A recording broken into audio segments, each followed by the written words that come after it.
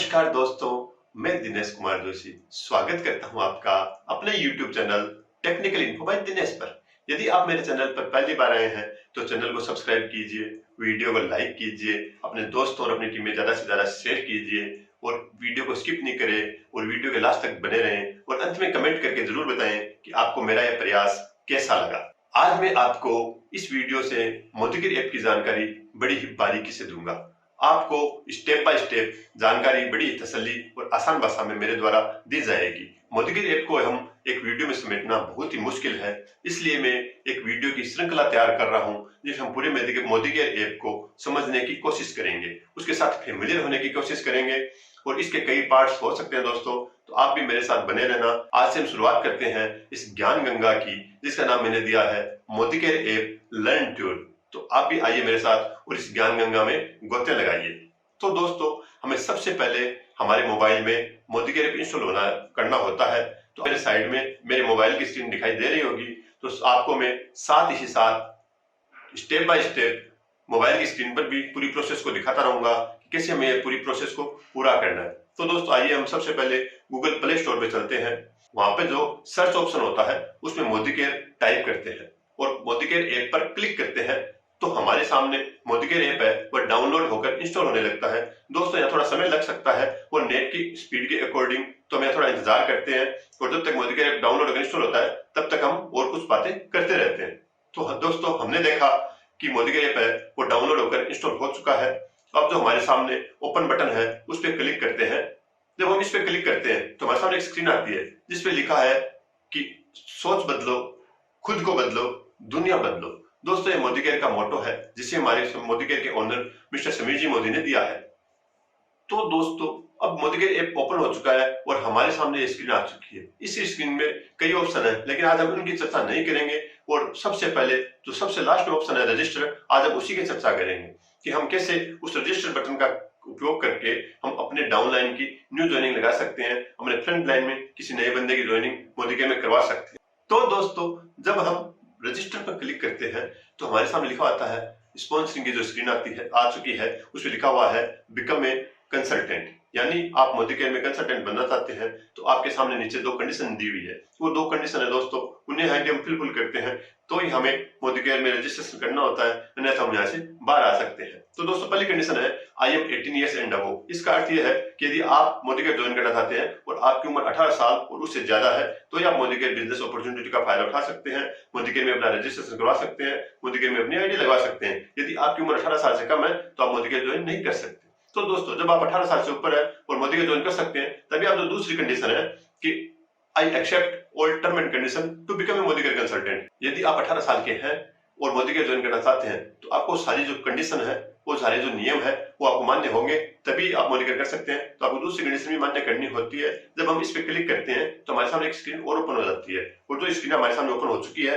उसमें हम देखते हैं कि मोदीगिर के नियम और शर्तें हैं, इन्हें हमें शांति से ढंग पूर्वक पढ़कर फिर ही हम एक्सेप्ट पे क्लिक करते हैं। और जो दोस्तों एक्सेप्ट पे क्लिक करते हैं तो उसके नीचे एक ऑप्शन लिखा होता है sponsor MCA number. Sponsor MCA number का अर्थ होता है दोस्तों कि आपको मोदीगिर किसने समझाया, यानी आपकी आईडी उस बंदे के नीचे ही लगनी चाहिए जिसने आपको मोदीगिर समझाया, उसी के जस्ट फ्रंट लाइन में आपकी आईडी लगनी चाहिए। तो दोस्तों वहां उस बंदे की ही एमसीए नंबर डालते हैं जिसका पहले से मोदीगिर में रजिस्ट्रेशन हो चुका है। तो दोस्तों आप जानते हैं कि जिसका पहले से रजिस्ट्रेशन हो चुका होता है उसी के पास एक एमसीए नंबर होता है, तो हम यहाँ पे एक एमसीए नंबर डालते हैं। जब हम एमसीए नंबर डालते हैं तो जस्ट उसके नीचे उस बंदे का नाम भी आता है, तो हम यहाँ जब नाम कंफर्म कर लेते हैं, तो जब नाम कंफर्म कर लेते हैं तो उसके बाद हम नेक्स्ट पे क्लिक करते हैं। जब नेक्स्ट पे क्लिक करते हैं तो हमारे सामने एक स्पॉन्सरिंग जो नई स्क्रीन आ चुकी है दोस्तों, इसमें सबसे पहले आप देखते हो कि उस बंदे की पर्सनल डिटेल हमें डालनी होती है और उस पर्सनल डिटेल में सबसे पहले जो ऑप्शन है वो लिखा हुआ है अप्लाइन और उसके नीचे एक 8 अंकों का जो एमसीए नंबर है वो लिखा हुआ है। तो आप सोचेंगे ये एमसीए नंबर किसका है? दोस्तों ये एमसीए नंबर वही है जिसको हमने पिछली स्क्रीन पर स्पॉन्सर एमसीए नंबर में डाला था। यहाँ पर उस एमसीए नंबर को हम कंफर्म करते हैं और फिर उसकी जो पर्सनल डिटेल है वो फिल करना शुरू करते हैं। जब हम फिल करते हैं दोस्तों तो मैं आपको बताऊं कि मोदीगिर के हमारे जो भी न्यू ज्वाइनिंग लगाते हैं तो हमें कुछ डॉक्यूमेंट की आवश्यकता होती है दोस्तों। वो डॉक्यूमेंट क्या क्या है एक बार मैं आपको पहले यहाँ बता देता हूँ, उसके बाद हम स्टेप बाय स्टेप जब मोदीगिर में आईडी लगाएंगे तो एक तो हमें समय की बचत होगी, दूसरा हमें किसी भी प्रकार की समस्या नहीं आएगी। तो दोस्तों यहाँ मैं आपको बताऊं कि जिस व्यक्ति की भी आप यहाँ मोदीगिर में न्यू ज्वाइनिंग करवा रहे हैं उसका आपको एक तो फोटो आईडी प्रूफ, एक एड्रेस प्रूफ, एक बैंक डिटेल और 2 मोबाइल नंबर और एक जीमेल आईडी आपको अपने पास पहले से ही एकत्रित करके और उनकी जो कॉपी है वो स्कैन करके रख लेनी चाहिए, ताकि आपको स्टेप बाय स्टेप जब आप प्रोसेस को पूरा करें तो आपको उसमें ज्यादा ना लगे। तो दोस्तों अब शुरुआत करते हैं मोदीगिर में न्यू ज्वाइनिंग लगाने की। तो दोस्तों यहाँ पे पर्सनल डिटेल में आप देख रहे हैं कि पहले फर्स्ट नेम है और लास्ट नेम है। तो दोस्तों जो उस बंदे की आईडी में फर्स्ट नेम है यहाँ पे हम फर्स्ट नेम लिखेंगे और जो उस बंदे की आईडी में लास्ट नेम है यहाँ पे हम लास्ट नेम लिखेंगे। कुछ बंदों के दोस्तों हो सकता है कि फर्स्ट नेम भी हो, मिडिल नेम भी हो और लास्ट नेम भी हो। तो दोस्तों जिन बंदे के आईडी में फर्स्ट नेम और मिडिल नेम है उसको हम यहाँ फर्स्ट नेम में लिखेंगे और जिस बंदे का और लास्ट नेम है वो लास्ट नेम में लिखेंगे दोस्तों।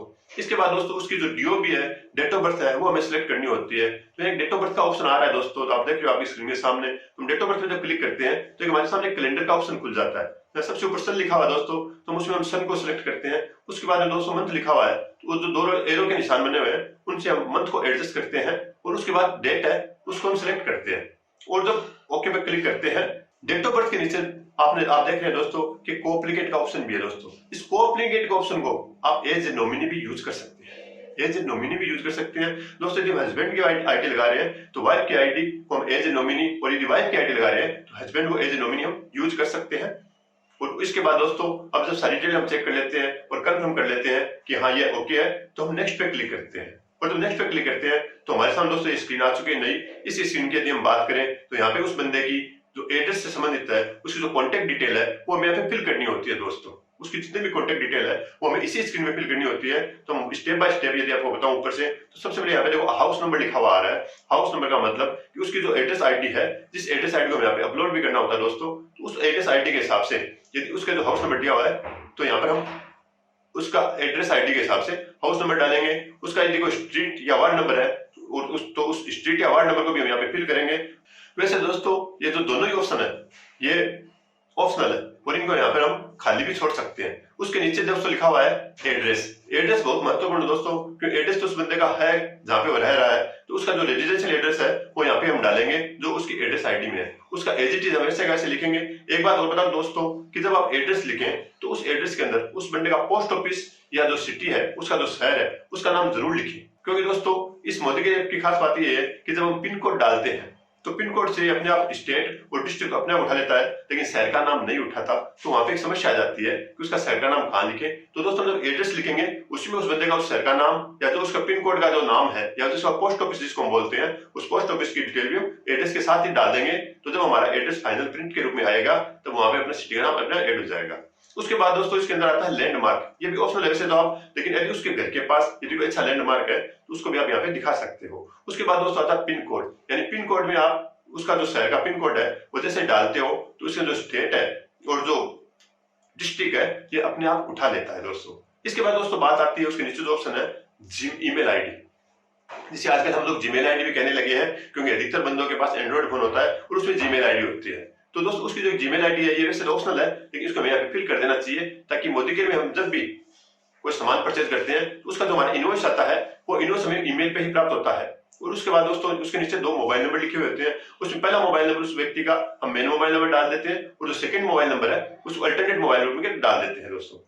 और दोस्तों अल्टरनेट मोबाइल डालने के बाद हम सारी डिटेल को ऊपर से नीचे तक चेक कर लेते हैं कि हमने जो फिल किया है वो सही किया है, और अगर सही फिल चेक किया है तो हम नेक्स्ट पे क्लिक करते हैं। और दोस्तों जब नेक्स्ट पे क्लिक करते हैं तो हमारे सामने एक नई स्क्रीन आ चुकी है दोस्तों। उस स्क्रीन पे हमें उस बंदे की केवाईसी करनी होती है। जैसे हम सब बैंक में जाते हैं और बैंक में जाते हैं तो बैंक भी हमारी केवाईसी करती है। केवाईसी का अर्थ होता है नो योर कस्टमर। तो हमें भी यहाँ मोदीगिर भी हमारे जो गवर्नमेंट ऑफ इंडिया रूल है उनके हिसाब से हमारी केवाईसी करती है। तो दोस्तों यहाँ पे आप देख सकते हो कि सबसे पहले जो ऑप्शन है वो है पैन नंबर का, यानी उस बंदे के पास यदि उसका पैन नंबर है, उसका पैन कार्ड है, तो हम इस पे पैन नंबर को फिल कर सकते हैं। और यदि उसके पास पैन नंबर नहीं है तो हम यहाँ पे इसको खाली भी छोड़ सकते हैं, क्योंकि पैन डिटेल है वो हम बाद में भी अपडेट कर सकते हैं। इसके पश्चात दोस्तों यदि मैं बात करूं तो उस बंदे का जो एड्रेस प्रूफ है उसको हमें यहाँ पे अपलोड करना होता है। जो डिटेल हमने एड्रेस प्रूफ वाले कॉलम में डाली थी वो सारी डिटेल है, उसको सही है, उसको कंपनी चेक भी करती है। तो कंपनी चेक कैसे करती है,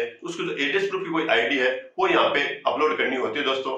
तो जब हम उस एड्रेस सिलेक्ट एड्रेस प्रूफ पे क्लिक करते हैं तो हमारे सामने एक लिस्ट खुलती है। हम एड्रेस प्रूफ के रूप में उसकी वोटर आईडी होती है, driving licence, passport, Aadhaar card, ration card, telephone bill, electricity bill, gas connection bill, bank statement या बैंक पासबुक के फ्रंट पेज की फोटो, इनमें से किसी भी एक डॉक्यूमेंट को हम यहाँ पे सिलेक्ट करते हैं दोस्तों।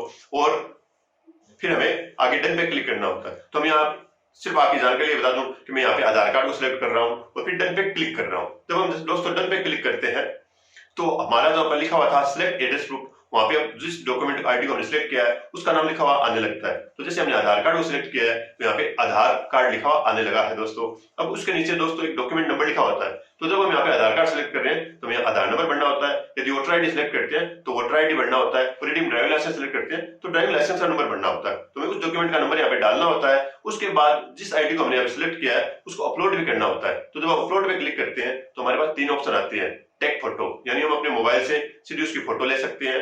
चूज फ्रॉम गैलरी, यानी हमने उसको पहले से सेव कर रखा है मोबाइल में तो गैलरी से हम उसको यहाँ पे ले सकते हैं। तीसरा कैंसिल, तो हम यहाँ पे ऑप्शन को चूज करते हैं चूज फ्रॉम गैलरी। और गैलरी में जब चूज करते हैं उसकी फोटो को जहां पे हमने सेव कर रखा था वहां से सिलेक्ट करके यहाँ पे लाते हैं तो आप देखेंगे कि अपलोड के बाई साइड में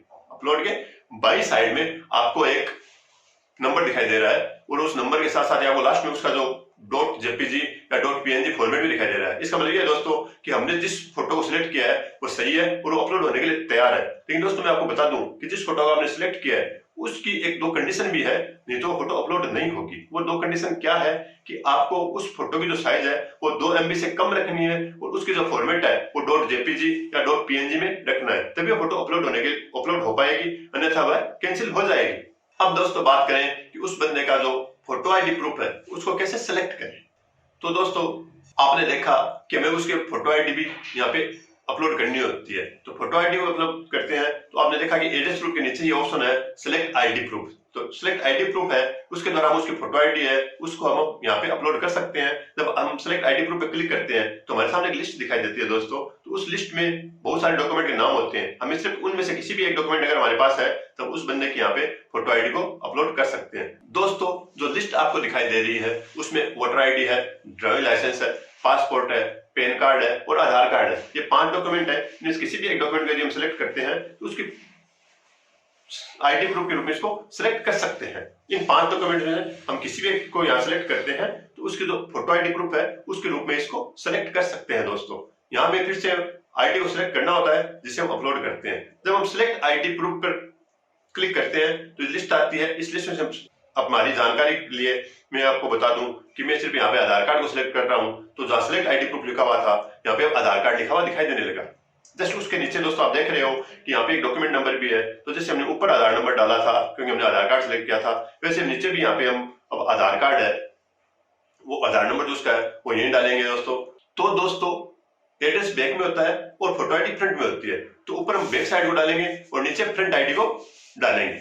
इसके बाद दोस्तों अपलोड पे क्लिक करते हैं तो हमारे सामने वही 3 ऑप्शन आ जाते हैं कि take photo, choose from gallery और कैंसिल। तो यहाँ पे चूज फ्रॉम गैलरी करते हैं और हमने उसकी जो फ्रंट साइड की जिस भी आईडी हमने सिलेक्ट किया है उसकी फ्रंट साइड की हमने जहां पर भी उसकी स्कैन करके फोटो को रखा है उस इमेज को यहाँ से सिलेक्ट करते हैं।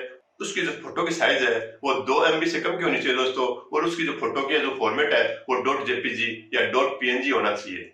इसके बाद हम ऊपर से नीचे तक ये चेक करते हैं कि हमने जो भी डॉक्यूमेंट की जो डिटेल फिल की है वो सही है। तो ये कंफर्म करने के बाद हम नेक्स्ट पे क्लिक करते हैं और जब नेक्स्ट पे क्लिक करते हैं तो हमारे सामने जो स्क्रीन आ रही है दोस्तों वो आपके सामने, उसमें हमें उस बंदे की बैंक डिटेल यानी जिसको हम नेट इन्फॉर्मेशन कहते हैं वो फिल करना होता है दोस्तों। जब मोदीगेट क्या कर रही है दोस्तों कि जितने भी इनकम हमें देती है वो सारी की सारी इनकम हमें बैंक खाते में ट्रांसफर करती है, कैश के रूप में 1 रुपया भी मोदीगेट हमें नहीं देती। और जितनी भी इनकम देती है उस पर वो गवर्नमेंट ऑफ इंडिया के रूल के तहत TDS काट के भी हमारा पेमेंट करती है दोस्तों। तो सारी जो भी इनकम आती है वो 1 नंबर की आती है दोस्तों। तो मोदीगेट हमें हमारे खाते में पैसे ट्रांसफर करती है तो हमें मोदीगेट को हमारे खाते की डिटेल भी देनी होती है।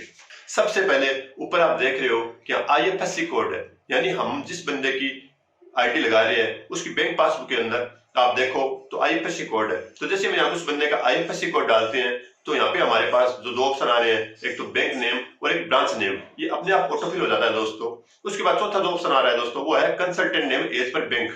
यदि बैंक पासबुक जो उस बंदे का नाम है वही नाम हमें यहाँ लिखना होता है। जब हम उस बंदे का नाम लिख देते हैं दोस्तों उसके नीचे लिखा हुआ था अकाउंट नंबर और कंफर्म अकाउंट नंबर, यानी उस बंदे का जो पासबुक अकाउंट नंबर है और उसी वही नंबर को हमें कंफर्म अकाउंट नंबर में भी लिखना होता है।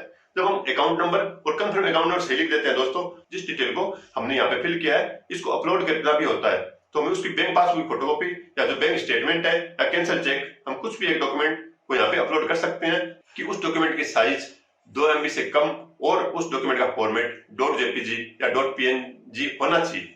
तो दोस्तों अब जब अपलोड पे क्लिक करते हैं तो हमारे सामने वही ऑप्शन आता है take photo, choose from gallery या कैंसिल। तो हम चूज फ्रॉम गैलरी पे क्लिक करते हैं। उसके बाद दोस्तों हम ने जहां पर भी हमारे मोबाइल में उस बैंक पासबुक को सेव करके रखा है वहां से उसको सिलेक्ट करते हैं दोस्तों। और जब सिलेक्ट करते हैं तो हम देखते हैं कि हमारे पास एक अपलोड बटन के सामने नंबर दिखाई देने लगा है, एक फाइल का नाम दिखाई देने लगा है और उसके लास्ट में .jpg है वो शो हो रहा है। इसका मतलब हमने जिस बंदे की बैंक की जो डॉक्यूमेंट था उसको यहाँ पे सिलेक्ट किया है और उस डॉक्यूमेंट को सिलेक्ट करने पर जो उसका नाम है वो सही है, उसका फॉर्मेट सही है, उसकी साइज भी 2 MB से कम है, तभी यहाँ पे वो दिखाई दे रहा है, अन्यथा वहां फाइल नेम आपको दिखाई नहीं देता। तो दोस्तों इसके बाद हम ऊपर से नीचे तक सारी डॉक्यूमेंट की डिटेल को सही से बार चेक करते हैं और कंफर्म करते हैं। जब हम रजिस्टर पर क्लिक करते हैं तो दोस्तों हमारी आईडी जो मोदीकेयर में वो बन जाती है और हमारे सामने एक नई स्क्रीन खुल के सामने आती है। दोस्तों ये जो वेलकम स्क्रीन है इसमें लिखा हुआ है successfully registered dear Dinesh Kumar Joshi, you have been successfully enrolled as a Modicare consultant with MCN number. दोस्तों इसके नीचे आपको देखिए सही का निशान है, इसका मतलब आपकी आईडी सही लग चुकी है, आपका MCN नंबर जनरेट हो चुका है। इसके बाद दोस्तों आप मोदीकेयर कहता है कि आपने जो रजिस्टर्ड मोबाइल नंबर दिया है उस पर हमने एक मैसेज भेजा है जिसमें आपका MCN नंबर भी है, आपका पासवर्ड भी है और एक लिंक भी भेजा है। तो दोस्तों आपको सबसे पहले उस लिंक पे क्लिक करके अपना जो रजिस्ट्रेशन है उसको एक्टिवेट करना होता है। दोस्तों ये जो MCN नंबर है और पासवर्ड है ये हमने मोदीकेयर ऐप को जब शुरुआत में इंस्टॉल किया था उस स्क्रीन पे फिल करते हैं और उसके नीचे ऑप्शन आता है रिमेंबर भी। यदि हम इसको क्लिक कर देते हैं तो हम जितनी बार भी मोदीकेयर ऐप के अंदर लॉगिन होंगे तो हर बार ये हमें मोदीकेयर के MCN नंबर और पासवर्ड डालने के लिए नहीं कहेगा, ये हमारे लिए सेव करके रखेगा, हमें तो सिर्फ साइन इन पे ही क्लिक करना है दोस्तों। तो दोस्तों आइए अब हम शुरुआत करते हैं मोदीकेयर बिजनेस की, क्योंकि हमारा रजिस्ट्रेशन मोदीकेयर में हो चुका है। अब हम धीरे धीरे फैमिली होंगे मोदीकेयर ऐप से। इसमें जितने भी ऑप्शन है दोस्तों मैं आपको उनका 1 by 1 वीडियो बनाता रहूंगा और आपके साथ शेयर करता रहूंगा। तो आप भी मुझे उतना ही प्यार देना, उतना ही सपोर्ट करना। दोस्तों आप वीडियो के लास्ट तक बने रहे हैं तो आपका बहुत बहुत धन्यवाद। वीडियो को लाइक कीजिए, शेयर कीजिए और कमेंट करके जरूर बताइए कि ये वीडियो आपको कैसा लगा और अपनी टीम में ज्यादा से शेयर कीजिए, अपनी टीम में ज्यादा सिखाइए कि मोदीकेयर में न्यू ज्वाइनिंग करते हैं तो कैसे करते हैं। आप हर व्यक्ति के पास नहीं पहुंच सकते दोस्तों, लेकिन मेरे इस वीडियो को आप अपनी टीम में शेयर करके अपनी टीम के हर सदस्य के पास भेजकर उसको बता सकते हैं। इस वीडियो में जितने जितने स्टेप आपको बताए गए हैं वो सारे स्टेप आप सीख करके मोदीकेयर में अपनी न्यू ज्वाइनिंग लगा सकते हैं, अपनी टीम को भी न्यू ज्वाइनिंग लगाना सिखा सकते हैं। तो धन्यवाद दोस्तों, हम मिलते हैं नए वीडियो में, तब तक के लिए जय हिंद।